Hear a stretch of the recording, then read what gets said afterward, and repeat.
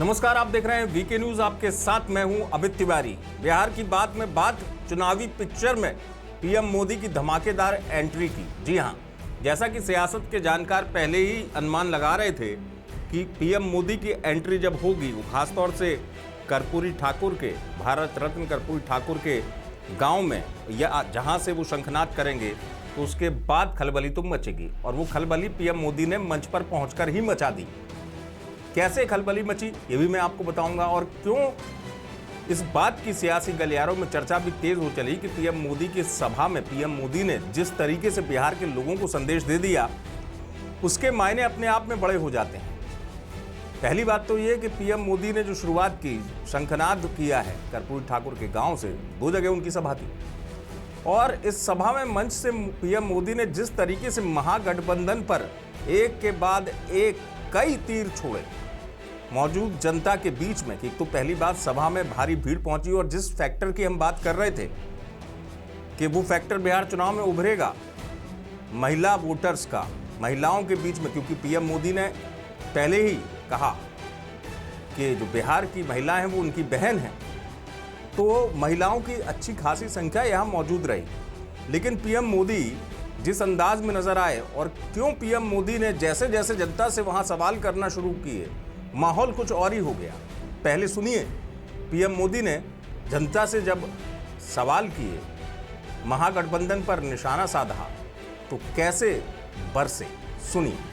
कांग्रेस के समय में बिहार को जितना पैसा मिला था, उससे 3 गुना ज्यादा पैसा भाजपा एनडीए की सरकार ने बिहार के विकास के लिए दिया है। 3 गुना ज्यादा। अब जब 3 गुना ज्यादा पैसा आएगा, तो विकास भी तो 3 गुना तेजी से होगा कि नहीं होगा? आप देखिए, समस्तीपुर से पूर्णिया के लिए 6 लेन हाईवे बन रहा है, नई रेल लाइनें बन रही हैं, बिहार में वंदे भारत जैसी तेज ट्रेनें चल रही है, दरभंगा में एयरपोर्ट बना है, बिहार में बिजली के नए नए कारखाने लग रहे हैं। साथियों, आज बिहार में एक माहौल बना है, ज्यादा से ज्यादा निवेशक बिहार आना चाहते हैं, यहां फैक्ट्री लगाना चाहते हैं, नई कंपनियां खोलना चाहते हैं।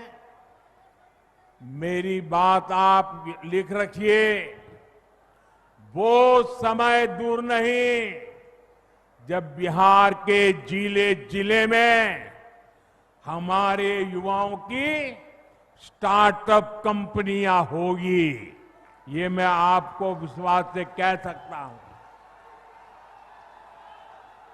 साथियों, एनडीए सरकार ने एक और बहुत बड़ा काम किया है, जो मैं आपको जरूर बताऊंगा।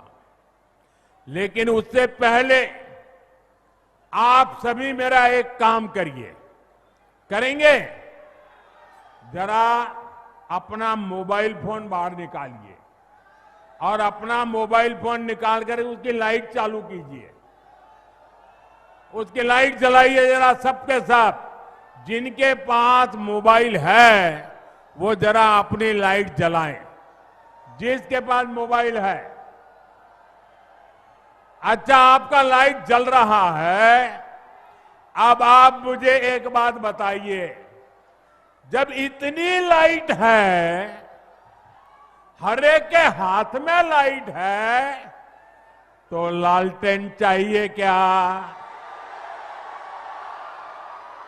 साथियों, पूरा देश आपको सुन रहा है, देख रहा है। बिहार को लालटेन और उसके साथी नहीं चाहिए।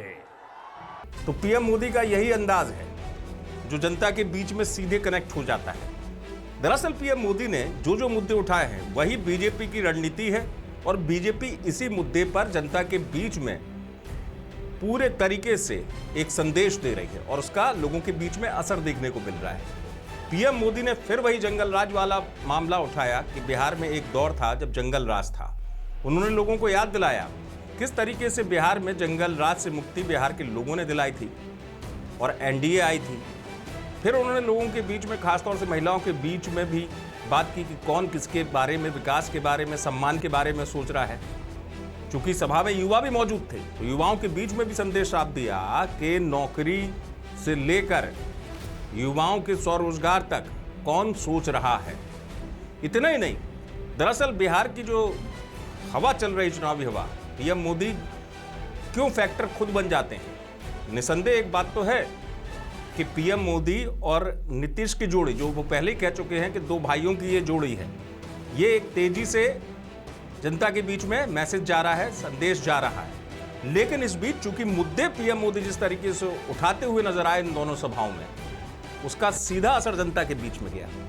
वजह साफ थी, क्योंकि पीएम मोदी ने लोगों से मोबाइल अचानक कह दिया कि मोबाइल के फ्लैश लाइट को जलाइए। अब मोबाइल की फ्लैश लाइट जलाने को पीएम मोदी ने कहा और उसके बाद तुरंत ये भी कह दिया, क्या ये रोशनी काफी नहीं है या लालटेन चाहिए।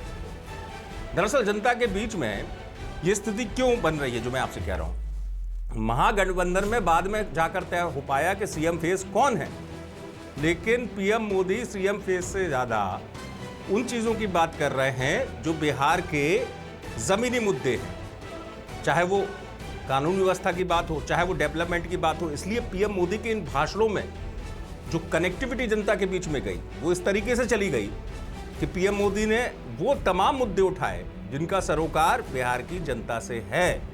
और खासतौर से महागठबंधन को लेकर भी पीएम मोदी ने साफ कर दिया कि अभी से महागठबंधन में क्या हालात हैं। महागठबंधन में लाठी चलने जैसे हालात हैं, ये पीएम मोदी ने कहा। महागठबंधन पर और भी कई मुद्दों पर उन्होंने निशाना साधा। क्यों पीएम मोदी, इसको सियासी जानकार भी मानते हैं कि क्यों पीएम मोदी खुद अपने आप में एक बड़ा फैक्टर बन जाते हैं किसी भी चुनाव में।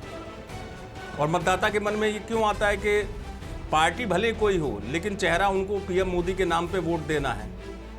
जब कई बार होता है, जब जो है चुनावी टीम मैदान में जाती है, पूछा जाता है कि लोगों से कि बीजेपी को वोट दोगे तो क्यों दोगे, तो अधिकांश लोग कहते हैं कि वो बीजेपी तो ठीक है, पीएम मोदी के नाम पर वोट दे रहे हैं। ऐसा कई राज्यों में हुआ है।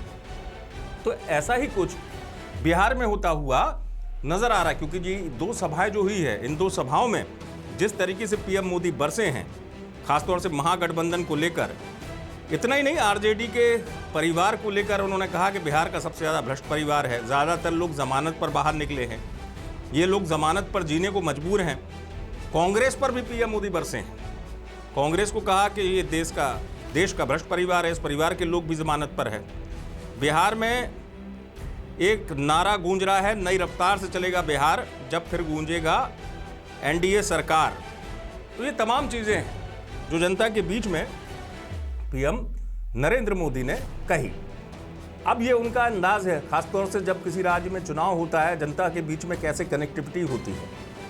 जैसा कि पहले भी इस बात की चर्चा बहुत तेज थी कि पीएम मोदी के बिहार दौरे से पहले क्यों हड़कंप मचा हुआ है, क्यों विपक्षी खेमे में हड़कंप है। क्योंकि ये होता है कि पीएम मोदी की जैसे ही एंट्री हो जाती है और जिस तरीके से जनता के बीच में स्थानीय मुद्दों को वो उठाते हैं, और ख़ासतौर से चाहे वो कानून व्यवस्था का मुद्दा हो, चाहे वो सम्मान का हो, विकास का हो, और सबसे बड़ी बात डेवलपमेंट जो है, यहाँ पर पीएम मोदी ने बार बार डेवलपमेंट की बात करी, बिहार के डेवलपमेंट की।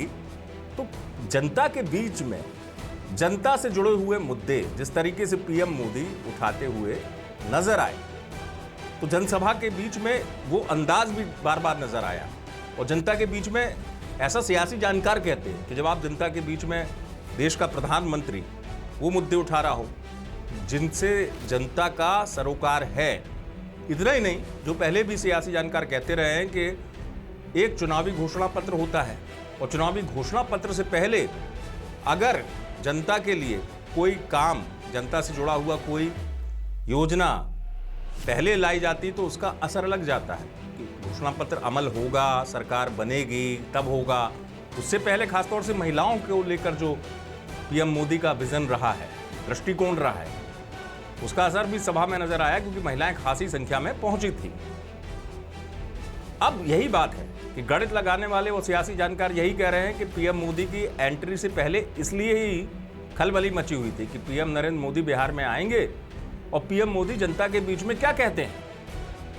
जनता के बीच में एक मैसेज तो उन्होंने साफ कर दिया, जनता के पास विकल्प है।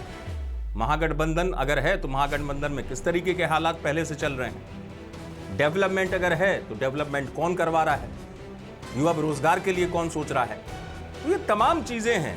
और वो अंदाज जो है, अभी तो चुनावी चरण बढ़ेगा, प्रचार का जो रण है इस रण में वो भी बढ़ेगा, लेकिन पीएम मोदी की इस धमाकेदार एंट्री के बाद खलबली मची, और खलबली ऐसी मची कि उसके बाद सियासी गणित लगाने वाले अपना गणित लगा रहे हैं। और ये देखने को भी सभा में मिल गया।